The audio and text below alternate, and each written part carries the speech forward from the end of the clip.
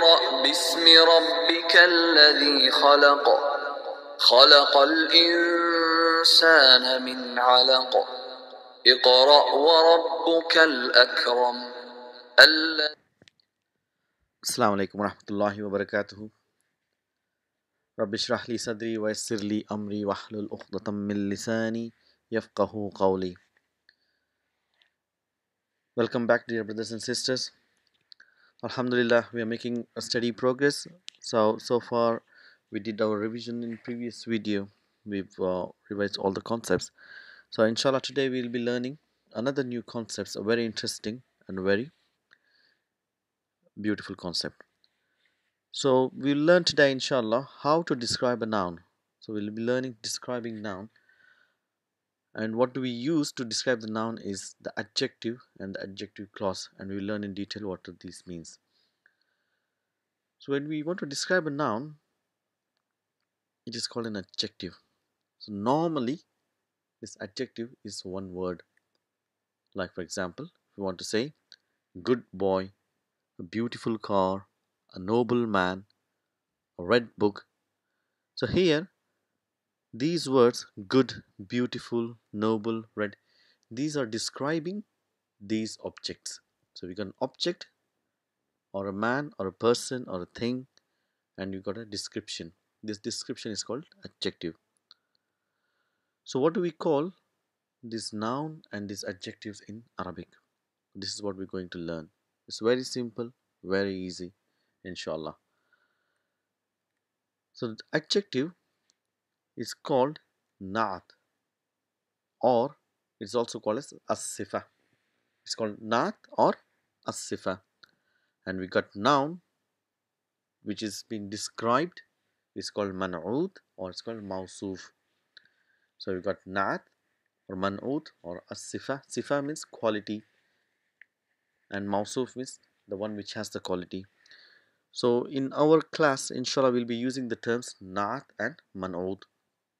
So we can use both, but we'll stick to one for the easy going. So in English, if you see the way it is written, so we have a good boy. So the adjective comes first, that is good, and the person or the object which is being described comes next. So we write, when we said he is a good boy, this is a beautiful car, he is a noble man, this is a red book. So here the naat comes first and then the man'ud. Let's see in Arabic how do we write. In Arabic we write it as waladun jayyidun, means the man'ud comes first. We write the boy good, but when we translate as a good boy. So whenever we are translating a naat man'ud, always the adjective should be mentioned first and then you should mention the object. However, when we write in Arabic, it is the subject, it is written first and then the description. Let's do some examples. Sayyaratun jamilatun. But when we say beautiful car. But when it's written as car beautiful. Same thing. Rajulun tayyibun. Rajulun tayyibun. A noble man, a good man. Kitabun ahmarun. Ahmar means red. Red book. So these naat and man'ud, they have got a relationship as well. So like we have learned so many different relationships: jar, majroor, mudaf, mudaf ilayhi, badal, and ismul ishara. So this is a naat man'ud. So even these two have special characteristics which is very easy to identify. The adjective or the naat, it acts like man'ud in all properties. So what are those properties? We know man'ud is a noun, and this man'ud will have four properties: status, number, gender, and type. And the naat will exactly copy man'ud in all these four characteristics. If the naat has dhamma, fatha, kasra, the man'ud, if man'ud has dhamma, fatha, kasra, the naat will also have dhamma, fatha, kasra. It will follow exactly the same vowel sign ending. So they both will have same vowel sign. If man'ut is singular, the naat will also be singular. If the man'ut is dual, the naat will be dual. If man'ut is plural, the naat will be plural. The description will be using a plural. So this is how you know it copies in every way. So if man'ut, if the noun or the subject is feminine, and the descriptive word will also be feminine, the naat will also be feminine. And finally, if the man'ut or if the noun is indefinite, the naat will also be indefinite. So it is like it will copies everything. It will copy its status, copy its number, copy its gender, copy its type. If you see two nouns and they're matching in all these four characteristics, then we know one is naat and other is man'ut. Let's do some examples, inshallah. So if you see muhandisun shahirun, so this is not a sentence because we see we have two nouns having indefinite vowel signs. So then we have to understand, so what is this? So we know mubtada is definite, but you have an indefinite here, so it's not mubtada. So we're telling engineer famous, but when we translate as famous engineer. Tufahatun is an apple. Lazizatun means tasty. You say tasty apple, not man'ud. And if you have a definite noun here, al-madinatu, al-madinatu, and you have al-kabiratu, a big city. So because if you see here, both the nouns have exactly the same type, same gender, singular, singular. So everything is matching. That is naat and that is man'ud. So we'll translate as a big city, the big city. So we know, like when we say al madinatu al munawwaratu. So we say madinatul munawwara means enlightened city. So munawwara, al munawwara is naat and al madina is the man'ud. Rajulun faqirun. Rajulun faqirun. If you see, both the nouns have the same status, number, gender, type, indefinite, indefinite, single, single, masculine, masculine, that is naat and man'ud. So we translate as poor man, a poor man. So now we do some sentences with naat and man'ud, inshallah. هذا مدرس جديد. This is a new teacher. Jadid means new. Qadim means old. So we'll say this is a new teacher. We will write as هذا مدرس جديد. But when you translate, we say this is a new teacher. So al-qalamu, the pen, fi, harf jar, fil haqibati. Haqiba means bag. So we're telling the pen is in bag. But if you want to say more about the bag, then we'll bring the adjective first. When we translate, we say as-saghira. Saghira means small. The pen is in small bag. Al-qalamu fil haqibati saghira. Saghirati. If you see kasra, kasra, al, it matches everything. Feminine, feminine, case ending matches, definite type matches, gender matches, everything matches. That is naat and man'ud. This is how we recognize naat and man'ud. Al-kitabul qadimu.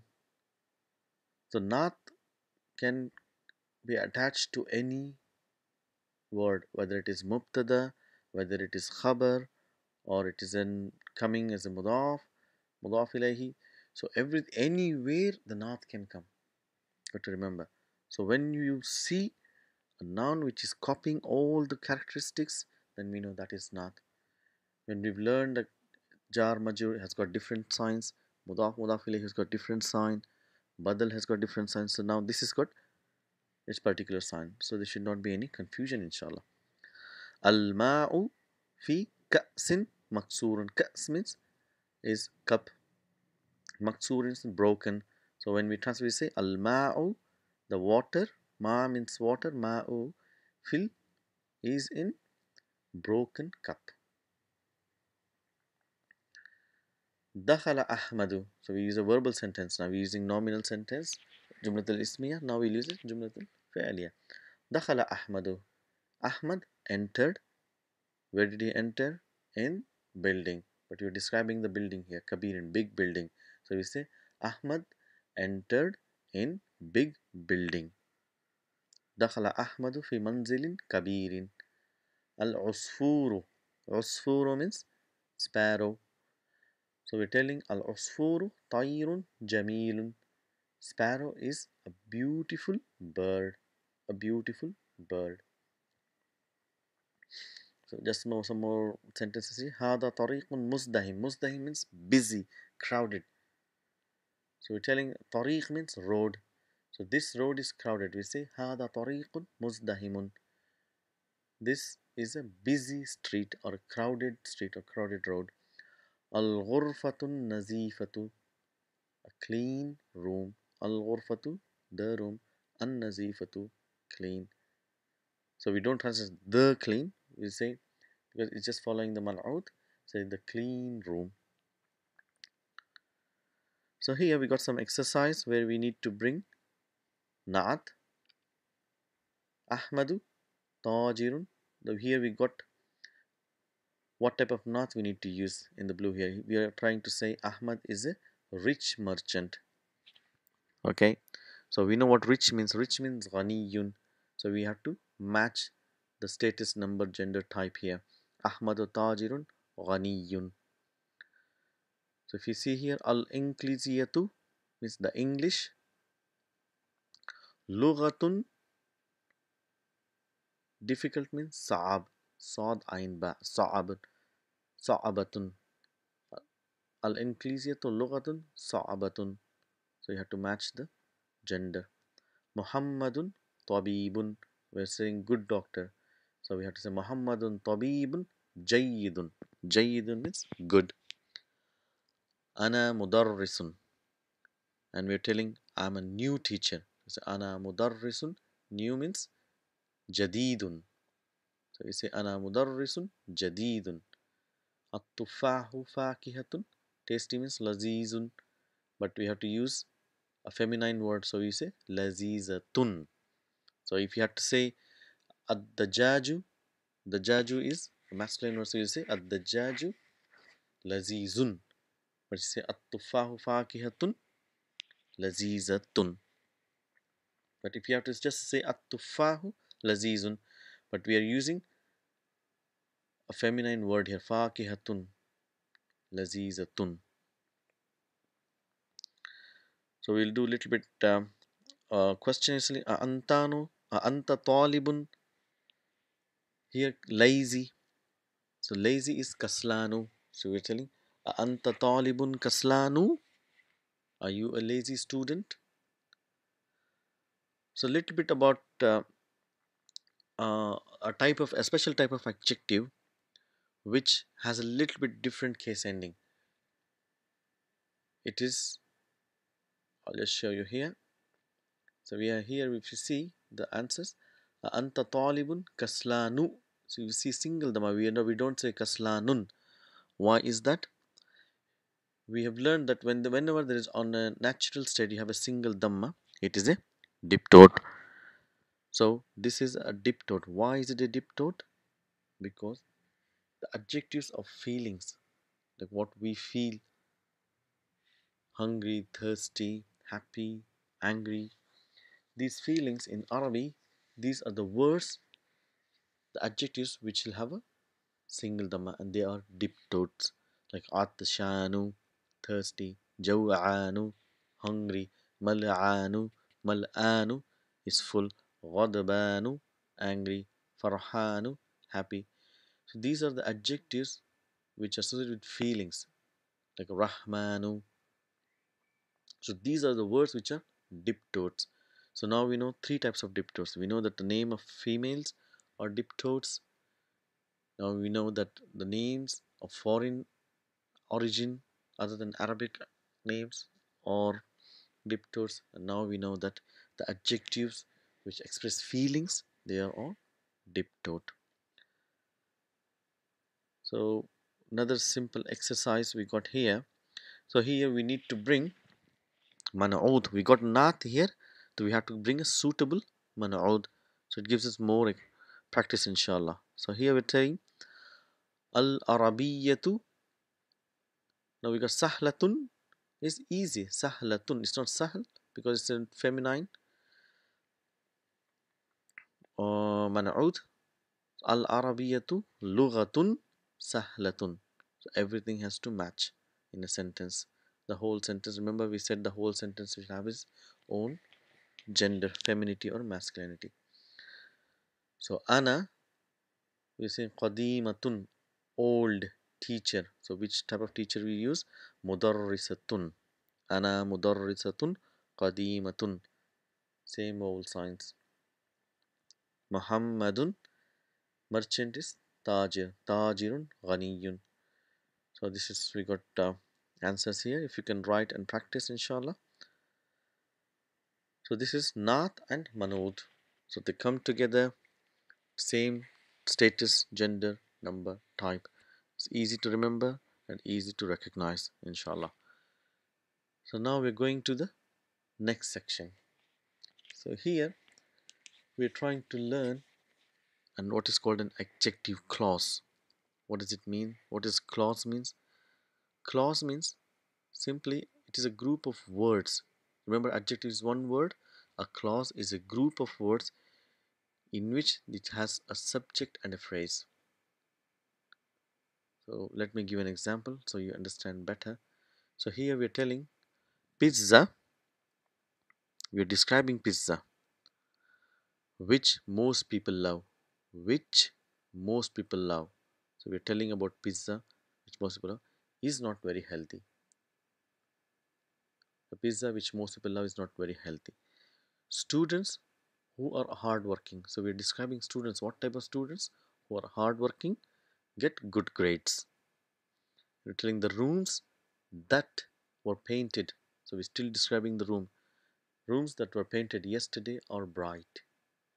So if you see here, so we got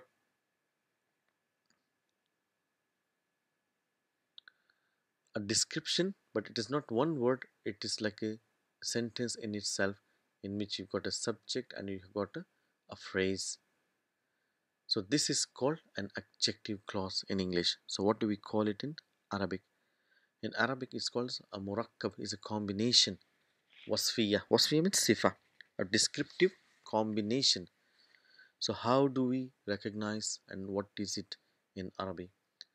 So if you take these examples, so we said that an adjective clause has a subject, and this is the subject, which, who, that. These are the words which form the subject of that combination, and this is called. And instead of these three words, as I said, Arabic simplifies everything. What we use is, we use الذي. الذي means which, it means who, means that. It can mean anything. It is which when we use it with objects, and it is translated as who when we use this الذي with human beings, and it is that if it is in combination for both, depending on the sentence where it comes. So what is this الذي called? الذي is called ism mawsool. Ism mawsool. So this is what a descriptive word. Descriptive word is called ism mawsool, and the subject, a phrase that was a subject, is called ism mawsool, and after the subject there is a phrase which describes that subject. So in English we call it a phrase, and what do we call it in Arabic? It's called silatul mawsool. Silatul mawsool. So whenever you have a ism mawsool, that is allazi, we should have a description of that allazi, and that is called silatul mawsool. And together ism mawsool and silatul mawsool are describing a word which is coming before. Let's go back. So we got ism mawsool, silatul mawsool together describing the word which is coming before, a noun before. Okay, let's do some examples inshallah. هذا محمد. This is Muhammad. الذي نجح. الذي اسم موصول, نجح صلة الموصول, the both describing Muhammad. This is Muhammad, the one who passed, the one who passed. هذا الباب الذي أمام المسجد. This is the door that, or you can say which, when you use it with object we translate الذي as which, is in front أمام المسجد, which is in front of masjid. هذا القط, this cat, الذي جلس, that has sat.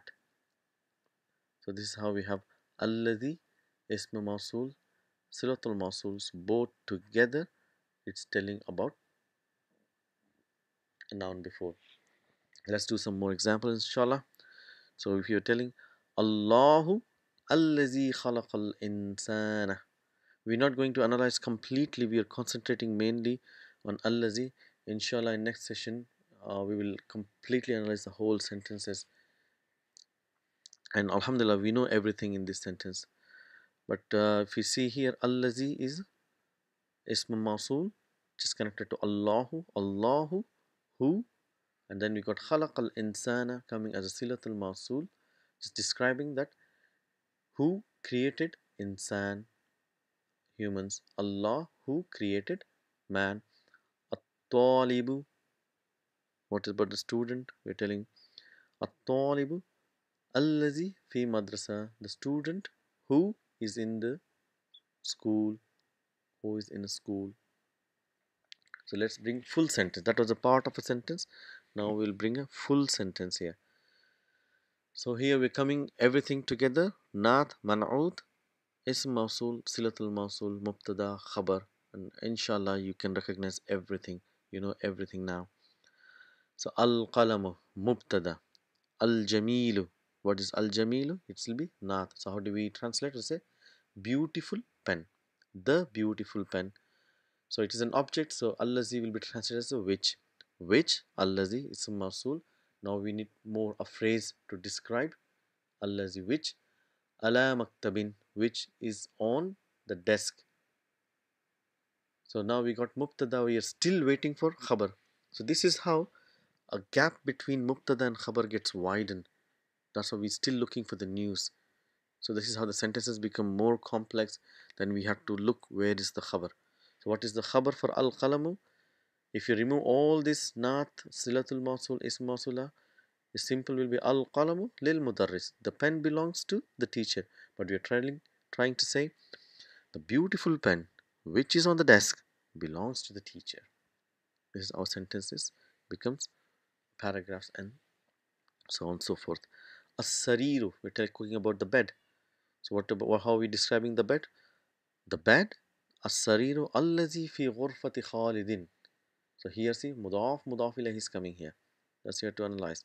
The bed which is in Khalid's room, room of Khalid. Ghurfat Khalidin is maksurun. If you remove all this ism mawsool and silatul mawsool, the simple sentence is as-sariru maksurun. But we're giving more description. What we're saying, as-sariru allazi fi ghurfati Khalidin, which is in the room of Khalid, is broken. So a little bit more example and we're coming to end inshallah very soon. At-talibu, the student who is sitting, is from Indonesia. So we say At-talibu allazi huwa jalisun, the one he is sitting, that he is sitting, jalisun, min Indonesia, is from Indonesia. So this is where, remember if you say wherever there is no connection between two words, we can insert an is. At-talibu, al-mubtada, allazi is a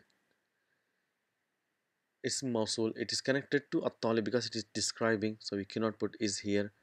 So then there is ism mawsool, there is silatul mawsool, so you cannot put is here. And after silatul mawsool, we coming min, so they both are not connected, so we can put is. So the student who is sitting is, then that will become khabar. After is khabar, min Indonesia, from Indonesia. Al-baytu, the house, allazi, which, amam al-masjidi, is in front of masjid. Then we got khabar here. Jar majrur lil muazzin. Lil muazzini belongs to the muazzin. So at-tariqu allazi عند المدرسة. عند zarf, and what comes after zarf is mudaf ilayhi. Al madrasati. That's why it's madrasati. So this is coming together as a silatul mawsul. Allazi عند المدرسة. The road which is near the school. What about that? Then we got khabar here. Muzdahimun. Remember khabar, one word will have indefinite double dhamma. Can you see double dhamma here? So the simple sentence would be at-tariqu muzdahimun. But we are describing the tariq. Which road? The road which is near that school is busy or crowded. Muzdahim. So this is our class today. Na'at, manu'ud, ism mawsul and silatul mawsul. So hope this will make it easy for us to understand Quran. Inshallah, in next video we will do more about this session so that the concept gets very clear in our brain. Inshallah. Assalamu alaikum wa rahmatullahi wa barakatuh.